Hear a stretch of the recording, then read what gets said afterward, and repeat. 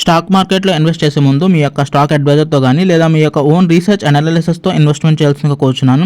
ఈ వీడియో కేవలం education purpose కోసం చిత్రీకరించడం జరిగింది. We're not responsible for your trading and investment. Also we're not SEBI registered అండి. సో హాయ్ గైస్, ఈ రోజైతే నాకు జ్వరంగా ఉందన్నమాట. సో అందుకనే చాలా ఇబ్బంది పడ్డాను. బట్ ఎనీహౌ ట్రేడ్ చేయడానికి ఏం ప్రాబ్లం ఉంది, జస్ట్ దిమాగ్ ఉండాలి కానీ. సో అందుకని నేను ఎస్బీఐ స్టేట్ బ్యాంక్ అయితే చూసాను అనమాట.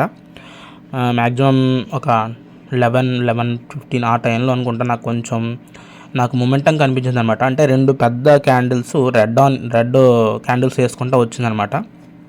నాకు అప్పుడే అనిపించింది, ఓకే సెల్ ఆన్ బై చేయొచ్చు మనం, నిఫ్టీ కూడా ఫాల్కే ఇండికేషన్ ఇస్తుందని చెప్పేసి వెంటనే నేను సెల్ ఆన్ బై కొట్టాను అనమాట. సెల్ చేశాను అనమాట. ఫస్ట్ ఒక 16 షేర్స్ కట్ చేస్తే అది కొద్దిసేపటికి అంటే 1 గంట నుంచి మళ్ళీ యూటర్న్ తీసుకుంటూ మొదలెట్టింది.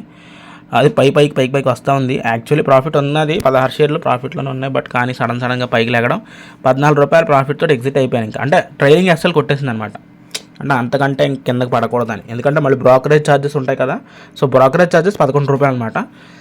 సో అక్కడ నేను ఎస్ఎల్ పెట్టుకున్నాను. ఇంకా అక్కడ నేను కాస్ట్ టు కాస్ట్ ఎగ్జిట్ అవుదామని చెప్పేసి, ఒకవేళ కనుక ఏమైనా జరిగితే ఏమైనా జరిగితే ముందే ఎస్ఎల్ పెట్టుకున్నాను. సో బట్ అన్ఫార్చునేట్లీ ఎస్ఎల్ కొట్టేసింది అనమాట.